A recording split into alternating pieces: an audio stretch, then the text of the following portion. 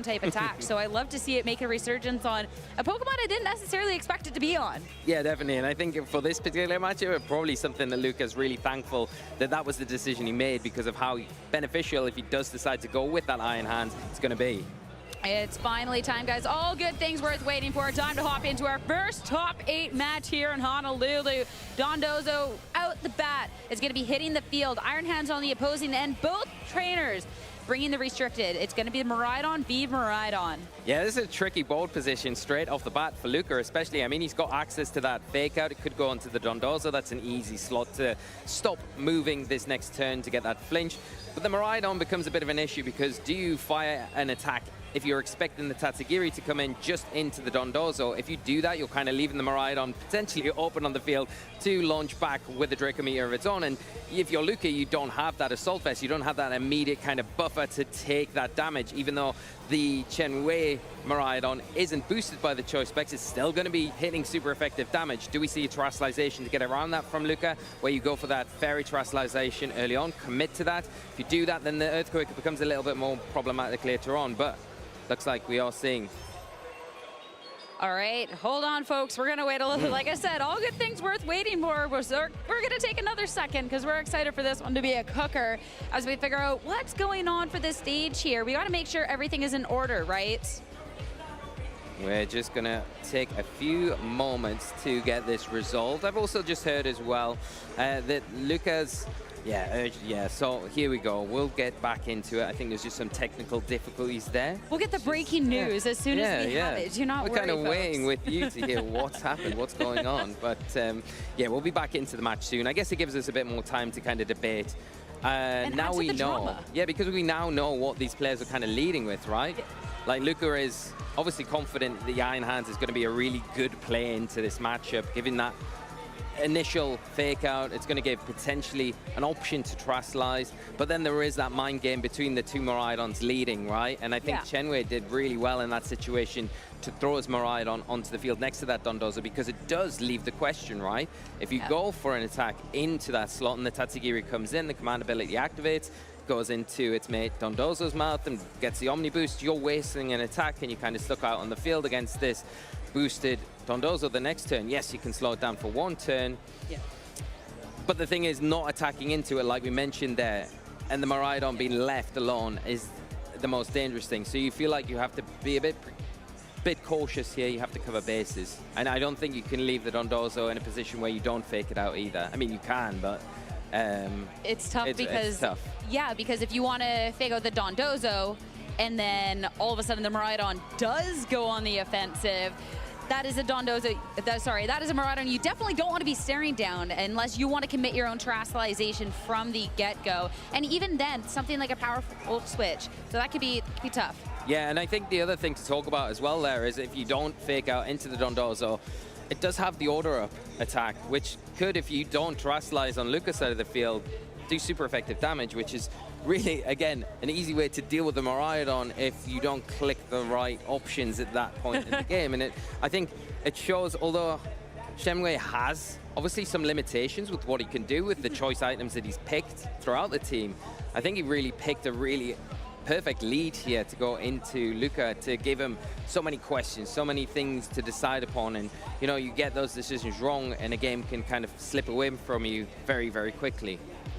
And that's the dangerous thing when you're going up against these Dondozo Tatsugiri teams. And despite the fact that they're not the biggest representation out here at the World Championships, they are teams that have found that level of success, because especially on that pivotal turn where it's the does the Tatsugiri not swap in, that's where trainers can really find themselves on the back foot on just one single turn. We've seen how games have really just turned on their head with one protect that maybe just you weren't planned for, and that was a double in. One move, and that Tatsugiri being able to be the perfect distraction to let the Dondozo go crazy is nuts. And if you get that wrong, well, then the Miraidon can also just style on you. That's so true as well. We're just hearing now that there was a bit of an issue with the the start of that match with the team being locked in. So the players will be starting 0-0. We'll be getting into the match in a moment. So it will be starting from fresh. There's no actual issues with anything to do with the players. Just a bit of an issue technically on the technical side of things. Like I said, add to the drama, to the World Championships, baby. But now we have to think about going back into this match with where the trainers' minds might be at, because with this lead coming on out, do we still think that on paper that this is the best lead, or is it more so you got to get that 50-50 from the get-go correct? I think from Chenyue's point of view, I think it's a great lead, because I think it gives Luca a lot of things to think about, and it's really the ball's kind of in Luca's court to say, where are you going to commit, right? What are you going to do this next turn? Because there's lots of options there for both players to do, right? But there is immediate threats on Luca's side of the field. I think with the assault vest that Chenyue has, it does give him a little bit more of a buffer maybe against some of those Miraidon attacks. And there's also the mind game as well of, does Chenyue go for the terrestrialization on the Miraidon to try and catch the Draco Meteor? Or does Luca go for the terrestrialization to catch a potential order up from the Dondozo if the Tatsugiri comes in? Or if that Miraidon sticks around on the field and launches its own Draco Meteor? It really is one of those questions where I think you do have the iron hands to alleviate a little bit of that, but you've got to get that decision right. And I think maybe for Luca, I don't think it's a bad lead, because I think that offensive pressure you've got with the iron hands, I think applies a lot of pressure to Chenyue's side of the field. And again, you don't really want to leave your Dondozo sitting duck in that situation to take a fake out or a double up into, because it's so easy for Luca to say, okay, well, I'm just going to fake you out and volt switch into you. The reminder is we're about to head back into this game here. This is just 0-0, fresh game reset, no shenanigans. We're kicking it from the get-go. Let's pretend the last 5 minutes didn't happen here. For the first time, about to hop into top 8 here at the World Championships. All right, Chenyue, again, Miraidon. It's going to be Dondozo. Over on Luca, a little bit, we're going to see the same. It's interesting as well here. I think one thing to pick up on is Luca's Miraidon, the Hadron engine, activated before the one on Chenyue's side. So does that indicate that Luca has the faster Miraidon? That's something to keep in mind for the rest of this game, I think, as well, because if you do have the faster Miraidon, especially in an endgame situation, it could really help you close out how both players approach this. All right, well, it's a swap. Miraidon's leaving. Dondozo's best friend is the Tatsugiri, and it will be joining it for start off turn number 1 here, Commander. It's been a bit since we've gotten to see a Dondozo, but Dondozo gobbles up that Tatsugiri, and we're about to get boosts galore. The speed, the attack, the defense, special defense. The Dondozo is looking to go all out offensive, and on the opposing end, you have to watch out. But terrestrialization is going to be hitting the stage as well. Dondozo, baby. Yeah, it's going for that grass terrestrialization, get rid of that weakness to the electric threat that's on Luca's side of the field. Really great defensive terrestrialization here, but it is going to be susceptible to this fake out here from the Iron Hands. It is going into the Miraidon, though, so it avoids it as we see a Volt Switch come out into that Dondozo, taking that so comfortably. You can't disrespect the pressure that the Miraidon puts out there, but the swap means nothing happens into that slot. Tatsugiri takes no hit, and Dondozo will be able to act on this turn. It takes a little bit of damage, but Whimsicott hitting the field is going to make sure that you're not taking an Earthquake onto the Miraidon, but Iron Hands, that attack boost is doing a lot to it. You do not appreciate that whatsoever. You called it, Sierra. You said that Earthquake was going to be a big threat to these electric types on Luca's side of the field, and that's exactly what we're seeing here. Chenyue playing an absolute masterstroke in this first turn, getting the Tatsugiri in, going for that Earthquake, the terrestrialization, all in on this first turn, and getting some really good returns here. The Whimsicott obviously in that position where it can take attacks a lot better, but that Iron Hands really threatened, has to get out of there as soon as possible. We're doing a little bit of a pivoting game for Luca. Ogre Pawn, Hearth Flame jumps back out onto the field as Encore. If this Dondozo wanted to do anything different, I got bad news from you. I think we're about to see a lot of Earthquakes on our horizon. We got to see how much it did last time onto the Whimsicott, not nearly too much, but Ogre Pawn, neutral hit, will be bringing it down to about half. So sure, maybe you're not changing moves, but kind of working out for you right now. Yeah, I mean, one hand, it's great. You've got two grass types on the field. I mean, you're getting hit neutrally on the Ogopon because of the part fire typing, but you're not going to be able to take too many of these, right? Encoring the Dondozo into that's great, but how many more Earthquakes are you going to be able to take? See the Ogopon going down to 6 HP here. The Moonblast coming out from the Whimsicott, doing some decent damage, and an Ivy Cudgel following up. Going to be super effective, but not enough to take down this Dondozo. I'm just looking at the damage stacking up, and the fact that you are Encore locked does mean that you can't go for Protect. So you can't be spacing out the attacks to slowly get a little bit more back. And I think this is where we're going to really see what Luca's been setting up here. The Whimsicott has locked the Dondozo and set the Tailwind. So sure, there is going to be a double KO on this turn, or at least the one, but this will just get it right here. The critical hit is going to drop the Dondozo. That is a huge turn here, and Luca fishing for the critical hit. It's got a high chance of landing, and he gets it. Like you were saying, Sierra, setting up this position where the Encore, it is doing a lot with that Earthquake every turn. You don't have too many turns, but I think Luca's plan was, okay, I'm going to get it to the point where it is going to be able to be knocked out by the Miraidon if it does come in. If I lose the Whimsicott, I get my Tailwind up, I'm going to be the fastest thing on the field. I'm going to be able to do some really impactful damage. Now, the Tatsugiri has left that Dondozo, so that will be re-entering the battlefield, of course, and that has got the Choice Scarf. But with that Tailwind in effect, things are looking pretty good for Luca now with that 2-time speed boost. Sometimes the crit lands when the crit lands, and with that increased critical hit chance, playing for that liked it. And even if not, I think the damage that you were even doing with just a regular Ivy Cudgel is still doing a nice amount, that if there was the double KO, the Miraidon can start putting a lot of pressure on. But now we're onto this path of, hey, you've already dealt with this dangerous Dondozo. Now let's see if you can go through the Dragonite. Reminder, this one is choice band locked, so what it locks into right here, right now, is going to be it. And even if it is outsped, since there is no Farigiraf, you can go for something like that extreme speed. No, and that's what we're going to see. The Ogopon just scout out what this Dragonite's going to decide to do, and it is locking in with that extreme speed now into the Whimsicott, picking up an easy knockout. But the same can be said about the Tatsugiri. Does have that Choice Scarf item. What is it going to lock into? It is going to be that Muddy Water.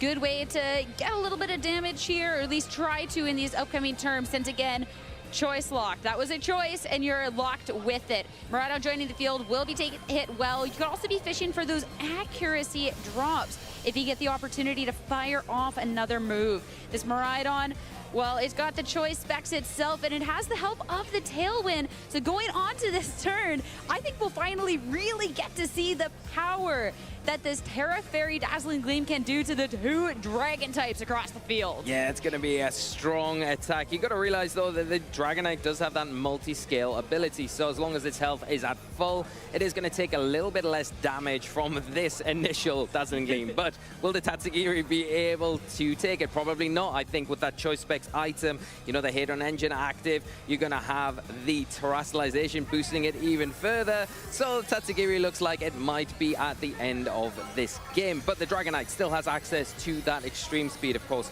can get some nice damage onto the field and potentially disrupt things, maybe remove that Ogopon after it did protect that last turn. This is where the follow me is going to be coming on in, so sure, you're going to be speedy, but all of your attention is going to be onto that Ogopon and 6 HP. That is not the damage or the impact that you would want in on this turn.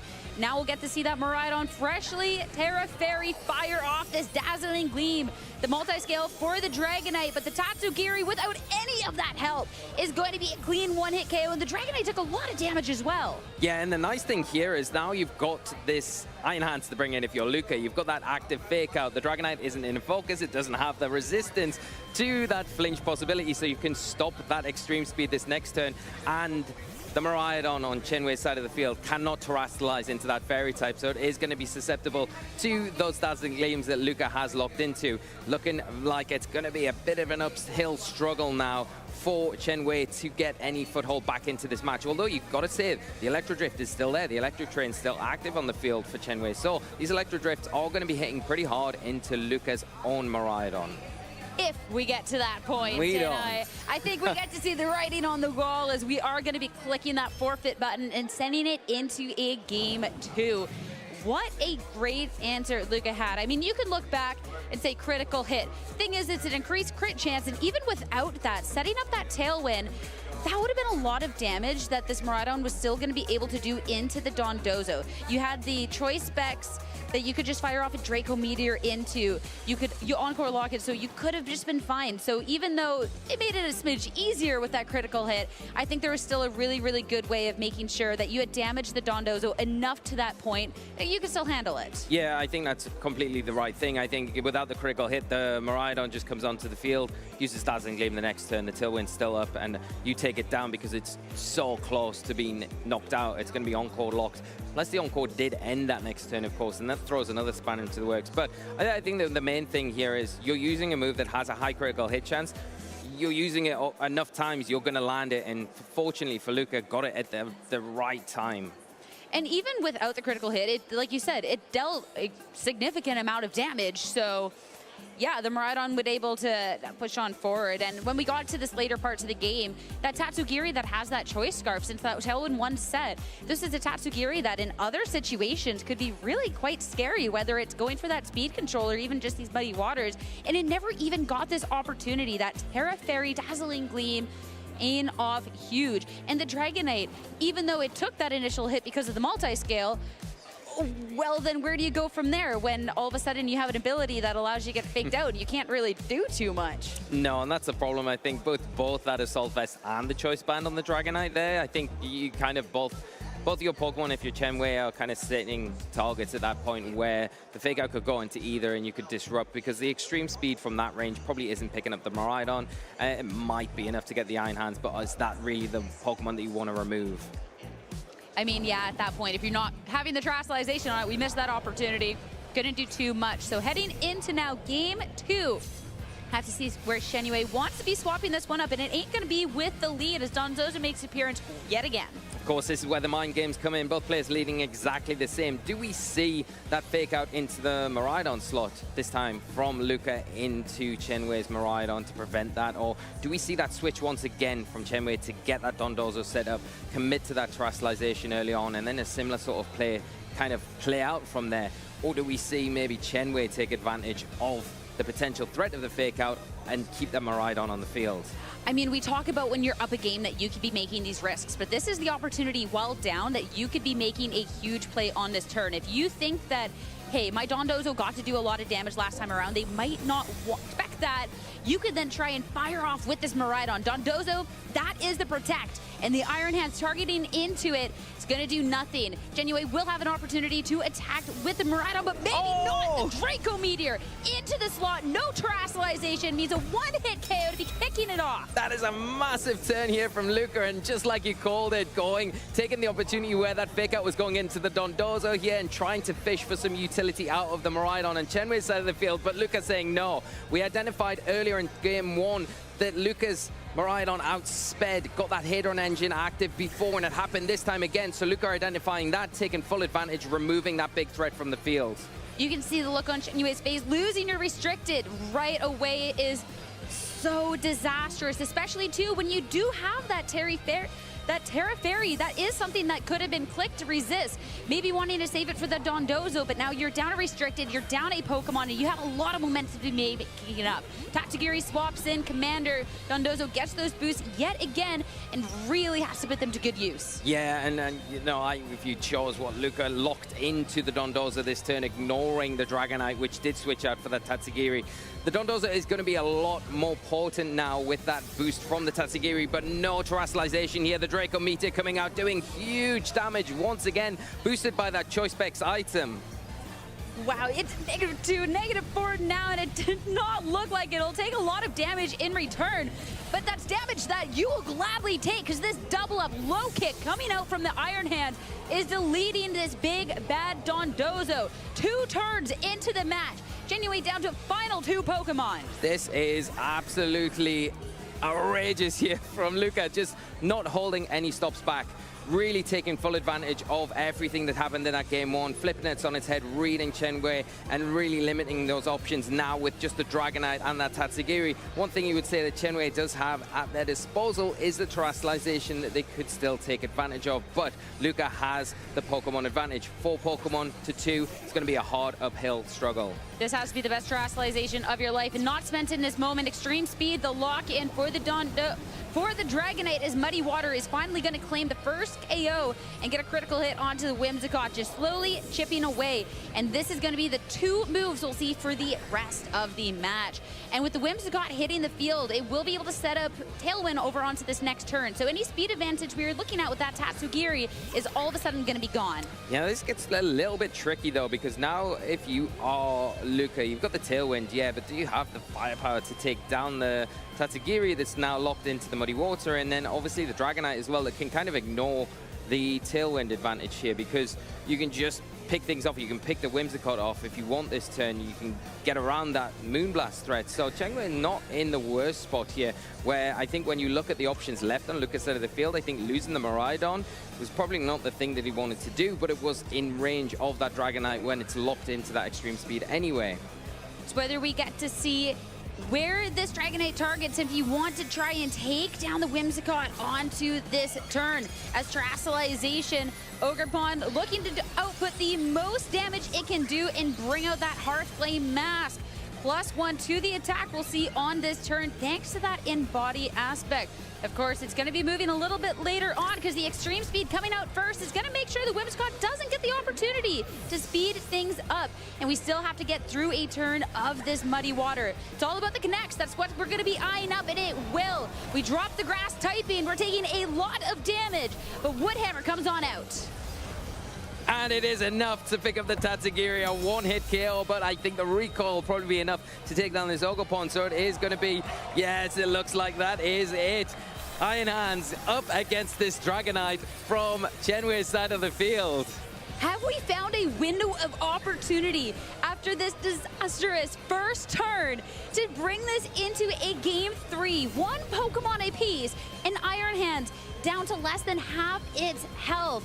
You get the attack raise because of that Cork Drive, but this Dragonite is at full health. You'll be able to have the fake out to break the multi-skill, but you're still already taking so much damage, and the choice spent extreme speed.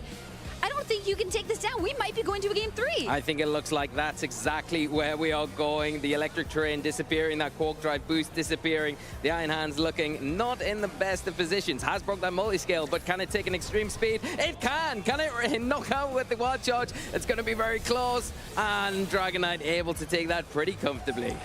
The only KO happening on that turn is going to be the Iron Hand taking itself down thanks to that recoil. And we are going to a Game 3. No restricted needed, apparently. Right on. Oh, it left and the rest were able to do it. What a match. It was KO after KO in Luca's favor. That Miraidon gone, Dondozo gone, and still Chenyue finds a window to take it to top 8. I love the World Championships. This is what it's all about. That was so fast, so furious, and we're going to a Game 3. I mean, like you say, you think it looks so bad for Chenyue, but then you realize, okay, you've got that Dragonite Tatsugiri on the field. You're locked into that extreme speed, and you've got the Scarf there. You can, by getting that initial extreme speed onto the Whimsicott and getting that Muddy Water, put in range for another one, preventing the Tailwind. And then from there, it was just so close, so fine margins for Chenyue to close this one up, especially after Luca had such a great start and really read into what Chenyue was potentially going to do that first turn as well.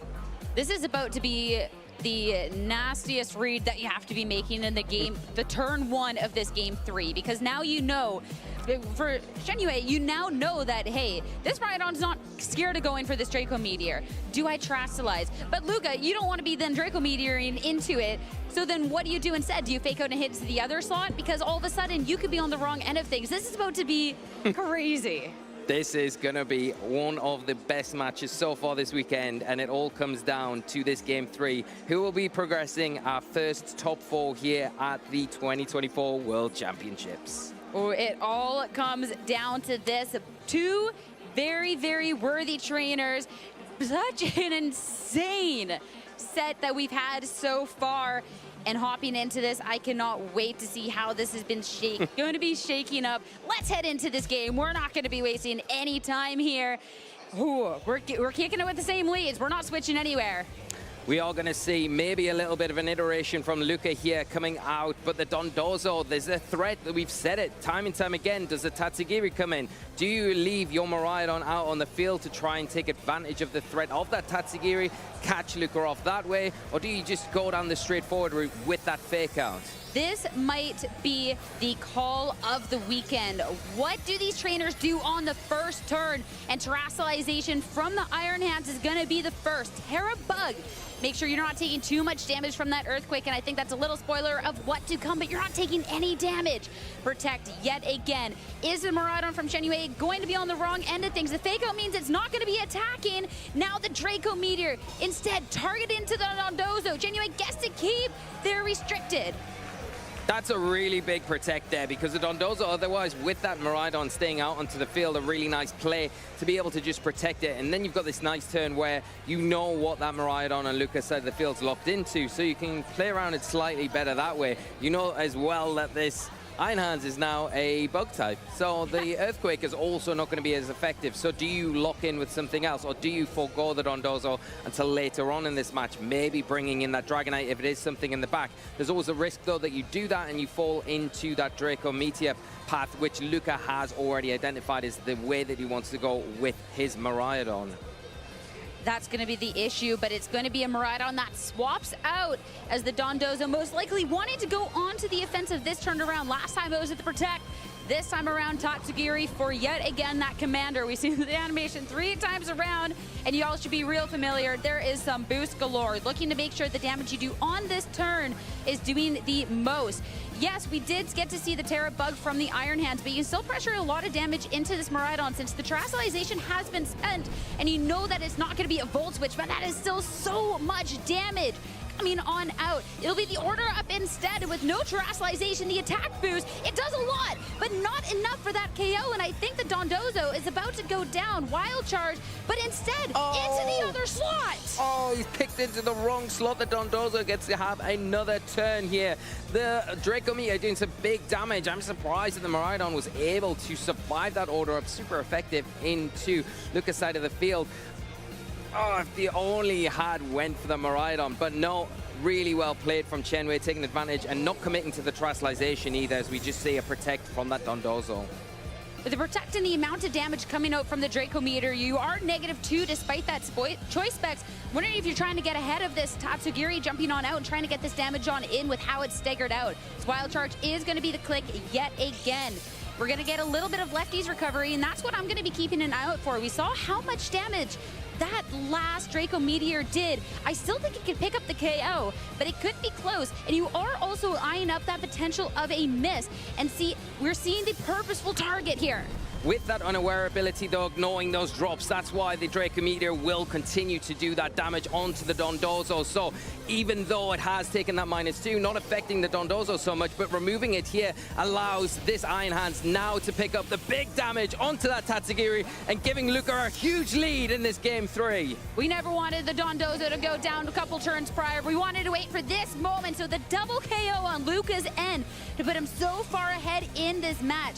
As Chenyue again back against the wall. 2 Pokemon. The Miraidon coming back out. Dragonite going to be joining it. We know that he can make his way back on through this, but Luca's in such a commanding spot. He is, yeah, but the one thing that you would say is that we saw how well Chenyue came back in that last game with just 2 remaining Pokemon. You've got the Dragonite as well, multi-scale intact, going to be able to take a flurry of attacks, and this is why we're going to see Luca reposition. Does he give up his Miraidon so easily this turn to an extreme speed, or does he try and preserve it for later on in this game?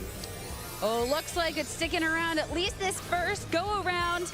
And terrestrialization for the opposing end of the field. If you are looking at a Draco Meteor going this way, you might as well not bother. It's Terra Fairy. Great defensive type in this situation as the Draco Meteor instead into the Dragonite. Super effective, but thanks to the multi-scale is not going to be the damage to take out the KO. Is now Dazzling Gleam is not just a defensive Terra, it's an offensive one. Double damage right on down. And it looks like this Dragonite hasn't locked into the extreme speed. It looks like it's going to be locking into something else, and it is that Aerial Ace. Super effective into the Whimsicott, and what you've got to think, Luca has that Bug Terror type Iron Hands in the back. Going to be now weak to that Aerial Ace as well. Absolutely massive. We still have 2 Pokemon for Luca, and with that Iron Hands returning, you do have that 1 turn of Fake Out that you can be bringing out. So if you are scared of that aerial ace, you can go ahead and fire off a Fake Out into that slot. But the Dazzling Gleams from this Miraidon, maybe it's not going to be hitting super effective into this, but that is still going to be a lot of damage, even if it's not necessarily the same amount that Luca was able to do, since again, you are the Assault Vest instead. The damage output would be very different. Yeah, I think the big thing that you called here is how important this Fake Out is in being able to stop this Dragonite moving this first turn. Draco Meteor coming out from the Ogerpon, not Choice Spec. Boosted though, Ogerpon taking that quite comfortably as far as a Draco Meteor and returning with an Ivy Cudgel into that Dragonite, but not enough to pick up the knockout. That's going to be not nearly enough. No crit, no chance. We get another go around. It is not a priority move from the Dragonite, and Ogerpon tends to be a little bit more on the speedier end, but taking so much, a Dazzling Gleam to surely get off. So Spiky Shield on this turn. It'll be another Draco Meteor targeted into the slot. Not gonna get there. Now we have to see where things will be reacting. Aerial Ace targeted into the Iron Hands instead. 14 HP firing off with the Drain Punch. 2-to-1 advantage now for Luca. That's a huge survival there. Big damage, but the Iron Hands just clutching out there, returning with a big knockout from that Drain Punch. Now in a position where Luca has 2 Pokemon to the 1, but can the Iron Hands take a Dazzling Gleam? That's the big thing. The Ogerpon definitely can, but what do you lock into? Do you prioritize getting rid of the Ogerpon, locking in with that Draco Meteor, get rid of that, or do you go for the Dazzling Gleam? Here we are. At -2, you need the most damage coming on out. Both Pokemon are going to be holding on, and now Ivy Cudgel.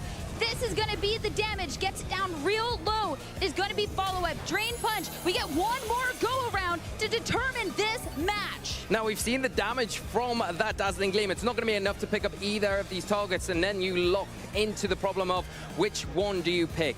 Do you just go for the follow me with Luca's Ogerpon, give the Iron Hands enough to close this out? I think we're looking at a critical hit to see if this can be the one that seals the deal, or if Luca has done enough holding on through this match to grab it. We're not even going to wait for this. That's going to be the match locked in, and with that, Luca Ceribelli to be moving on to the next stage of competition with a nail-biter of a series. We talk about top 8 at the World Championships, and the first one we feature here this weekend is an absolute star-studded event. Luca Ceribelli going on to top 4 in brilliant style, and all you've got to say is you've got to congratulate Chenyue on such an incredible performance. When he looked down and out, he was not out, came back fighting and took it right down to the wire. I mean, as close as a match could possibly get. I have seen players crumble out of the pressure of losing their restricted on the